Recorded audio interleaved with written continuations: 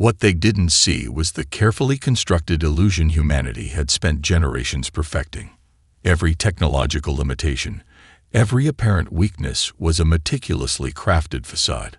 The monitoring room around Dr. Chen was a testament to that deception, its walls lined with quantum computers disguised as standard server arrays, communication systems that could decrypt and manipulate alien transmissions faster than the aliens could comprehend their own encryption.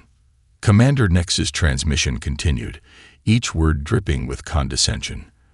The Confederation believed they were extending a magnanimous offer of guidance to a species barely capable of understanding its own potential. They saw fragmented nations, limited space exploration, and what appeared to be primitive technological infrastructure. They were monumentally wrong. Dr. Chen's earpiece, seemingly a simple communication device, was actually a quantum entanglement relay capable of instantaneous communication across distances that would make the Confederation's fastest ships look like children's toys. Her team, carefully selected from the most brilliant minds across the globe, maintained a facade of cautious curiosity. Initial response protocols, she whispered to her second-in-command, Dr. Marcus Reyes, engagement level Alpha. The response would be calculated. Humanity would appear just advanced enough to be interesting, but not so advanced as to trigger defensive protocols from the Galactic Confederation. Years of preparation had led to this moment, a delicate dance of revelation and concealment. The holographic displays began to shift. Data streams that looked like standard communication protocols were actually complex information packages, each one a puzzle piece of humanity's true capabilities. To the untrained eye, or in this case, the alien scanners, they appeared to be nothing more than rudimentary attempts at advanced communication. In the subterranean research facilities spread across 6 continents, teams of scientists monitored every microsecond of the interaction.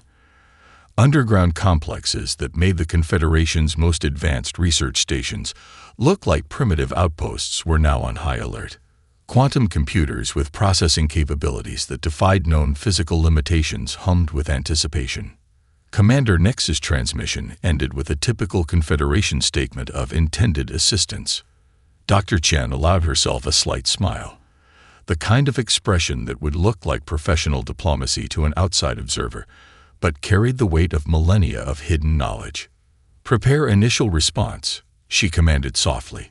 The response would be perfect, carefully crafted to meet the Confederation's expectations, while revealing absolutely nothing of humanity's true nature. They would appear curious, slightly primitive, but with just enough potential to warrant further observation. Little did the Confederation know that they were the ones being observed. Humanity had waited a long time for this moment. Generations of preparation, of hiding, of carefully maintaining the illusion of a developing species were about to be tested. The ancient ones were awakening, and the galaxy had no idea what was coming. The archives were never meant to be fully understood. They were a deliberate puzzle, fragments of a civilization so advanced that its remnants would appear incomprehensible to casual observers. Dr. Elena Rodriguez stood in the sealed chamber beneath the Atacama Desert, her gloved hands carefully tracing the intricate surface of an artifact that defied every known principle of material science. The chamber itself was a marvel of concealment, kilometers underground, shielded by layers of advanced metamaterials that could bend electromagnetic waves and quantum signatures. It represented just one of many hidden repositories scattered across the planet. What appeared to be a simple archaeological research station above ground concealed an entrance to a complex that would make the Galactic Confederation's most advanced research facilities look like children's playing grounds. Each artifact told a story, not of primitive beginnings, but of a deliberate technological regression. The metallic surface beneath Elena's fingers contained molecular structures that could self-modify, adaptive technologies so advanced they seemed to breathe with an almost organic intelligence. Carbon nanostructures intertwined with quantum computing matrices that made current human technology look like crude stone tools. Dr. Rodriguez understood the true nature of humanity's hidden legacy. The reset was not a failure, but a choice, A calculated decision made by a civilization that had seen the destructive potential of unchecked technological advancement. They had chosen to hibernate, to wait, to preserve their knowledge in ways that would be imperceptible to casual observation. Her comm device, which looked like a standard research tablet, was actually a quantum communication hub capable of processing information at speeds that would melt standard computational systems. A subtle indicator blinked, synchronizing with the global network of hidden research stations. The Atacama site was just one of many. Similar chambers existed beneath the ice of Antarctica, within the dense rock formations of the Canadian Shield, deep under the ocean floors of the Pacific. Each location held fragments of a technological legacy so profound that its full revelation would shatter every understanding the Galactic Confederation held about emerging civilizations. Historical records, those available to the public, told a story of gradual human development. The truth was far more complex. Technological breakthroughs had been strategically released, carefully measured to appear like natural progression. The Internet, quantum computing, advanced materials science. Each was a carefully calculated reveal, a breadcrumb trail designed to mask the true depth of human potential. Elena's team was part of a multi-generational project.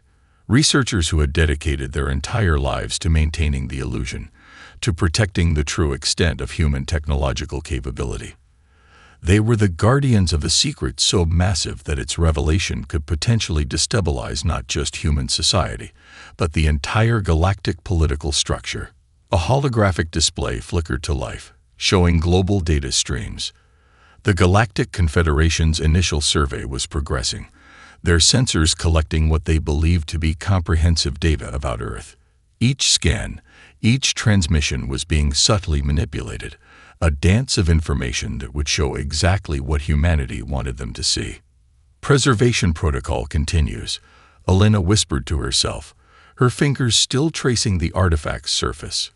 We are not what they believe us to be. The artifact pulsed almost imperceptibly, a silent testament to a civilization that had chosen patience over immediate power, a civilization that was about to remind the galaxy of its true nature. The communication chamber was a masterpiece of controlled manipulation. Dr. Marcus Reyes watched the Galactic Confederation's transmission with a practiced neutrality that betrayed nothing of humanity's true capabilities. Every word, every subtle nuance of the alien communication was being dissected by systems far more complex than the Confederation could comprehend.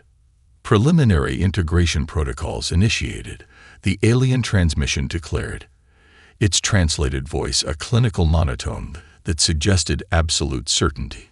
Species classification, emergent technological civilization, recommended intervention level, moderate guidance. A subtle smirk played at the corner of Reyes' mouth. Guidance, as if the Confederation could offer anything meaningful to a civilization that had deliberately chosen to appear less advanced. The communication hub was a quantum marvel, its true capabilities hidden behind layers of deliberate technological obfuscation. What appeared to be standard communication arrays were actually adaptive quantum networks capable of processing and manipulating information at speeds that would render the Confederation's most advanced systems obsolete. Each response from the human team was meticulously crafted, technical language that suggested curiosity and limited understanding, while simultaneously embedding layers of complex information that would take decades to fully decode. It was a linguistic dance, a deliberate performance of technological naivety. "We are honored by your interest," Dr. Reyes responded, his tone carefully modulated to convey just the right mix of excitement and uncertainty. "Our scientific community is eager to learn from more advanced civilizations." The irony was lost on the Confederation. They saw what humanity wanted them to see, a species on the cusp of significant technological breakthrough, but still fundamentally limited. What they didn't realize was that every word, every transmission was a calculated move in a much larger game. Deep within global research facilities, teams of linguists, quantum physicists, and strategic analysts monitored every microsecond of the interaction. The communication was more than a simple first contact. It was a carefully orchestrated reveal, a test of the Galactic Confederation's true intentions. Specialized quantum encryption systems wove through the transmission, creating information matrices that would appear as simple communication noise to the alien scanners. Each data packet was a puzzle, a fragment of humanity's true technological potential carefully disguised as rudimentary scientific inquiry. The Confederation's transmission continued, laden with offers of technological exchange and civilizational uplift. Each word was a testament to their fundamental misunderstanding. They saw a species to be guided, to be brought into the galactic community. They didn't realize they were the ones being studied, analyzed, tested. Dr. Rice glanced at the quantum display, watching as complex algorithms parsed every nuance of the alien communication. Adaptive translation matrices worked in real time, not just converting language, but analyzing communication patterns, cultural implications, strategic undertones. Continuing engagement protocols, he murmured to his team. Maintain current projection of limited capability. Humanity had waited millennia for this moment. The carefully constructed facade was more than a simple deception. It was a strategic approach to first contact that would reshape the galaxy's understanding of emerging civilizations. The ancient ones were watching, and the Galactic Confederation had no idea what was coming. The technological release was a symphony of calculated revelation. In a nondescript research facility outside Tokyo, Dr. Hiroshi Nakamura activated the first phase of what would appear to be a groundbreaking quantum communication prototype. To the Galactic Confederation's sensors, it would look like a significant but manageable technological leap, precisely what humanity wanted them to see. Adaptive nanotechnology spread across multiple research platforms, each seemingly independent but actually part of a meticulously coordinated global network. The systems looked cutting-edge but deliberately imperfect, a technological evolution that would intrigue the Confederation without triggering their defensive protocols. In the quantum computing lab, holographic displays flickered with what appeared to be experimental data. Each projection was a carefully crafted illusion, revealing just enough to spark interest while concealing the true depth of human technological understanding. Quantum entanglement protocols that could revolutionize interstellar communication were presented as tentative scientific breakthroughs. Dr. Nakamura's team had spent years preparing this moment. Every technological release was a calculated move, a chess piece in a grand strategic game that spanned generations. The adaptive systems they were introducing were actually refined versions of technologies developed and then deliberately suppressed centuries ago. Military research facilities around the globe mirrored this approach. New weapon systems that seemed revolutionary were actually carefully limited versions of technologies humanity had mastered millennia ago. Adaptive armor, quantum-locked communication systems, energy manipulation technologies, all were introduced with a sense of cautious excitement that masked their true potential. The global response was synchronized with remarkable precision. International research centers, seemingly competing but actually working in perfect concert, began releasing complementary technological advancements. Each breakthrough appeared to be the result of individual scientific efforts, when in reality they were part of a carefully orchestrated global strategy. Satellite networks began transmitting modified signals that would catch the Confederation's attention. These communications were designed to appear as technological experiments, each one embedding layers of information that would take decades to fully decode. What looked like primitive attempts at advanced communication were actually complex information matrices that spoke volumes to those who could truly understand them. Energy research facilities introduced new power generation techniques that seemed to push the boundaries of current scientific understanding. Fusion reactors that appeared marginally more efficient than previous designs were actually glimpses of technologies that could reshape entire planetary energy systems. Dr. Nakamura watched the global data streams, a subtle smile playing on his lips. To the Galactic Confederation, humanity would appear as an emerging technological civilization, making significant but understandable progress. They would see potential, but not threat. Curiosity, but not concern. The adaptive nanotechnology spread further, integrating with existing infrastructure in ways that would seem innovative but not impossible. Communication networks began to shift, their underlying structures becoming more complex, more resilient, a silent revolution happening beneath the surface of apparent technological development. Phase 1 complete, Dr. Nakamura whispered to himself, watching as the carefully crafted technological reveal began to unfold. The galaxy was watching, but they saw only what humanity wanted them to see. The ancient civilization was stirring, its technological potential masked by a facade of emerging capability. And the Galactic Confederation was none the wiser. The first engagement was nothing like the Galactic Confederation anticipated. Commander Elena Valdez stood on the bridge of the UES Prometheus, a vessel that appeared to be humanity's most advanced space combat platform, yet was merely a carefully constructed facade of their true capabilities. Vorax battlecruisers entered the solar system with the arrogance of a species that had conquered hundreds of civilizations. Their energy signatures blazed with technological superiority, weapons systems that had reduced countless planetary defenses to ash. They expected another routine subjugation, another civilization to be cataloged and conquered. The initial attack came with surgical precision. 6 Vorax destroyers launched a synchronized assault, their quantum-locked weapon systems capable of penetrating most known defensive technologies. Their tactical matrix predicted total planetary capitulation within 17 standard galactic hours. They were monumentally wrong. The first human response was deceptively simple. What appeared to be standard defensive satellites began to move with an impossible fluidity. Each defensive platform seemed to predict the Vorax weapon trajectories milliseconds before they were launched, performing maneuvers that defied known physical limitations. Target acquisition active, Commander Valdez commanded, her voice calm and measured. The Prometheus itself was a marvel of technological deception. Its outer hull looked like a standard military vessel, with visible technological seams and what appeared to be conventional propulsion systems.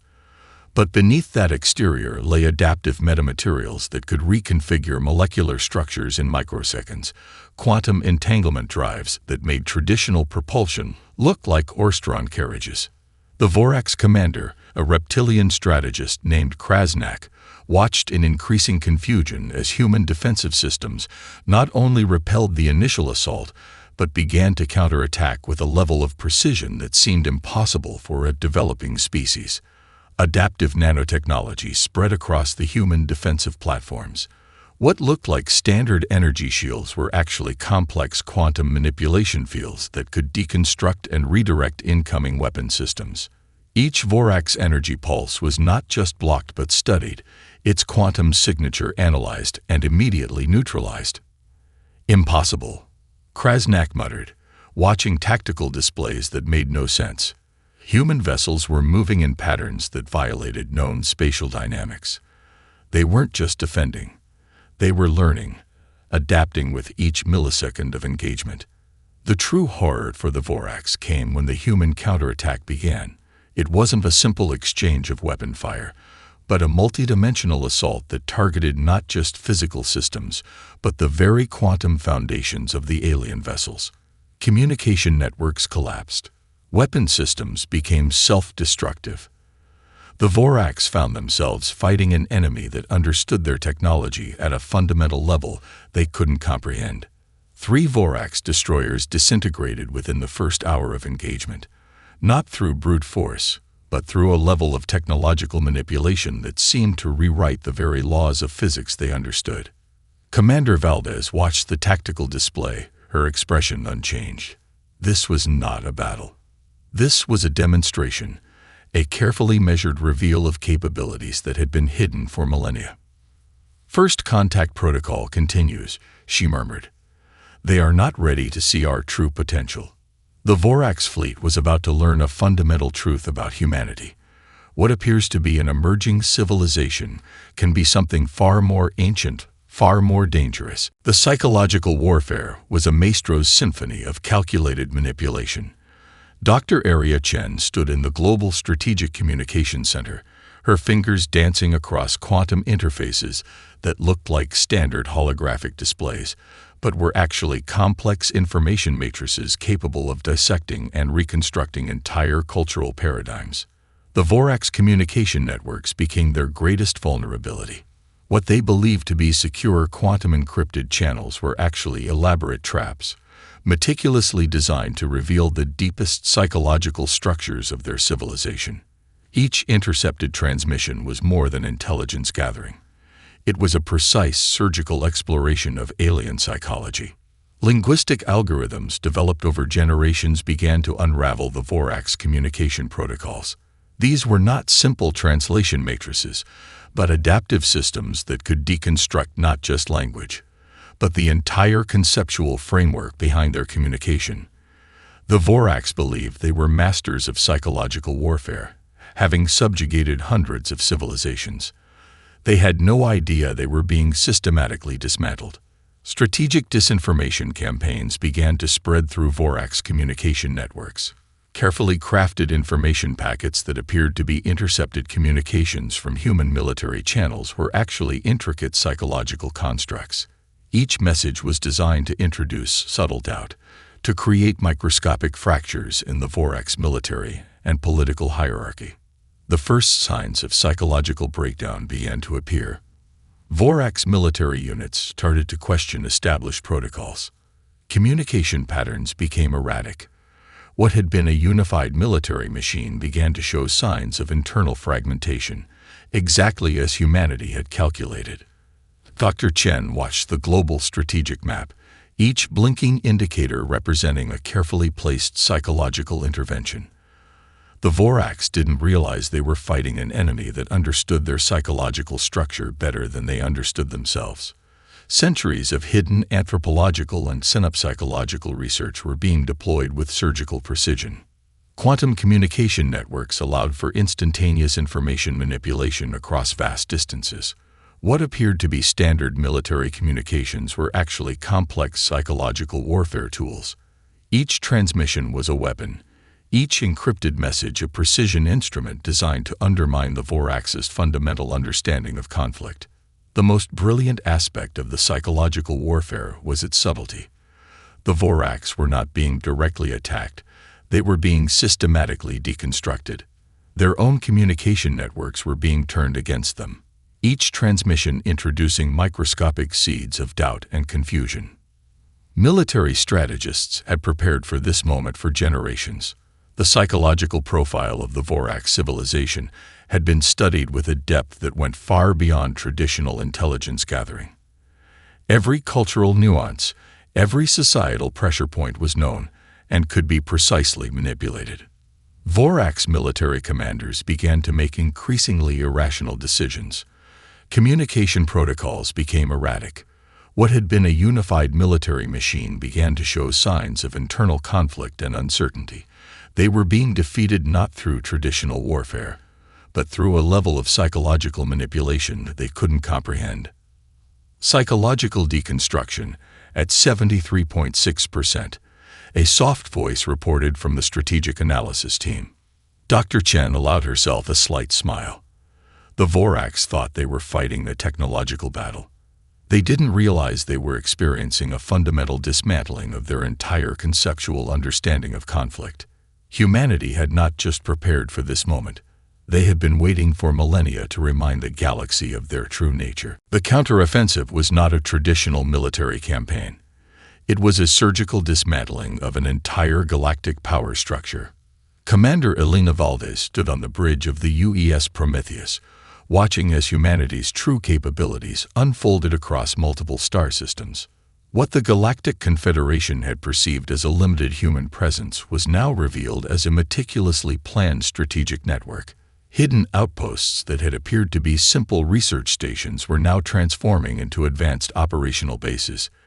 Each facility was a testament to humanity's hidden technological prowess, adaptive infrastructure that could reconfigure itself faster than the Vorax could comprehend. The first wave of the counteroffensive targeted the Vorax's critical infrastructure, not through direct destruction, but through a level of technological manipulation that made their entire galactic network vulnerable. Quantum communication relays were systematically compromised, not by brute force, but by introducing adaptive algorithms that rewrote their fundamental communication protocols. Vorax colony worlds found themselves cut off, their advanced technologies turning against them. Energy grids collapsed, defensive systems became inoperable, and communication networks fragmented. It was not an attack, but a systematic deconstruction of their entire technological ecosystem. Dr. Marcus Reyes coordinated the global response from the deep underground command center. Each strategic decision was the result of generations of preparation, of waiting, of understanding the intricate dynamics of galactic civilization. The human counteroffensive was not about destruction, it was about demonstration. Advanced propulsion systems that had been hidden for centuries now came into play. Spacecraft moved between star systems with a fluidity that defied known physical limitations. Quantum entanglement drives allowed for instantaneous transportation that made the Vorax's fastest ships look like primitive watercraft. The most terrifying aspect for the Vorax was not the technological superiority, but the apparent ease with which humanity dismantled their galactic infrastructure. There was no rage, no emotional response, just a calculated, almost clinical approach to neutralizing a potential threat.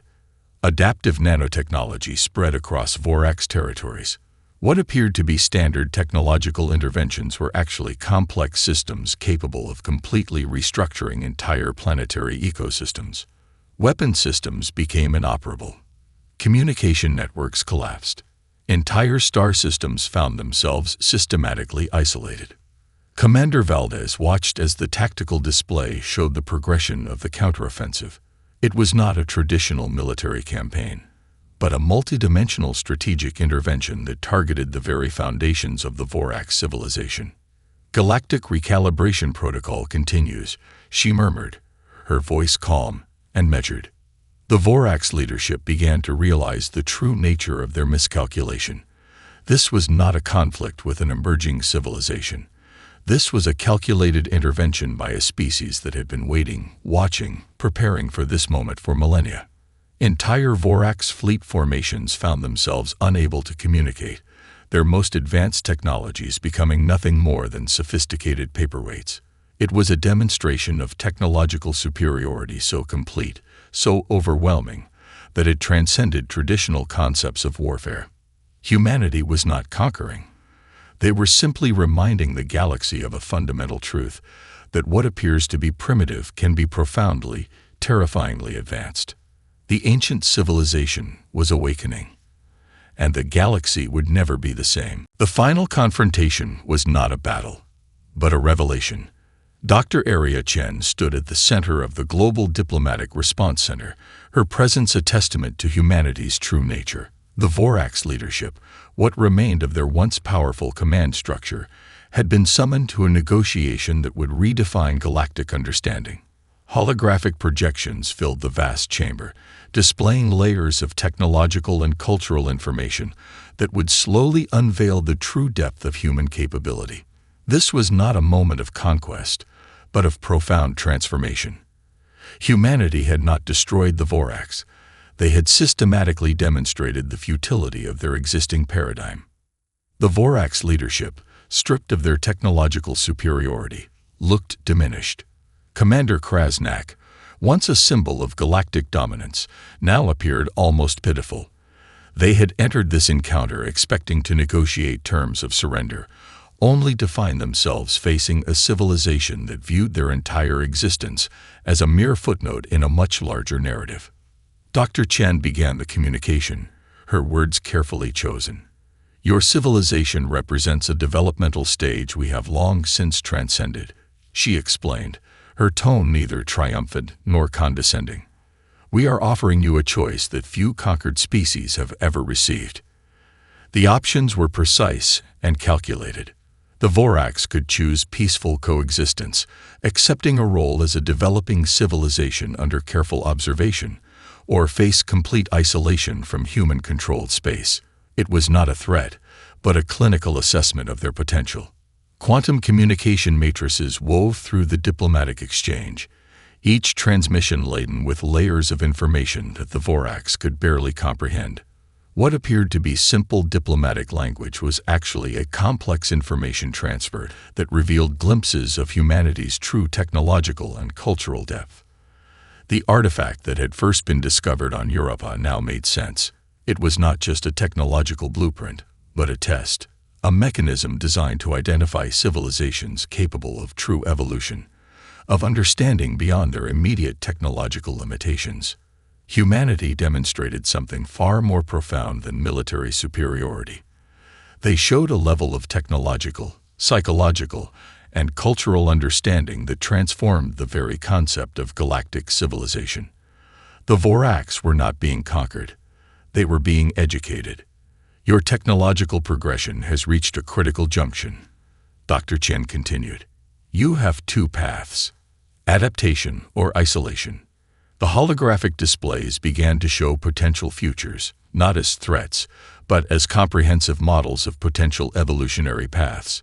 Each projection was a masterpiece of predictive modeling, showing the Voraks precisely what their civilization could become if they chose cooperation over conflict. Representatives of the Galactic Confederation, who had initially viewed humanity as a developing species, now watched in stunned silence. They were witnessing the emergence of a civilization that had been waiting, preparing, understanding far beyond their initial comprehension. The moment was not about victory. It was about revelation. Humanity had not hidden its capabilities out of fear, but out of a profound understanding of galactic dynamics. They had waited prepared, and now they would reshape the understanding of what a civilization could truly be. The Ancient Ones had awakened, and the galaxy would never be the same.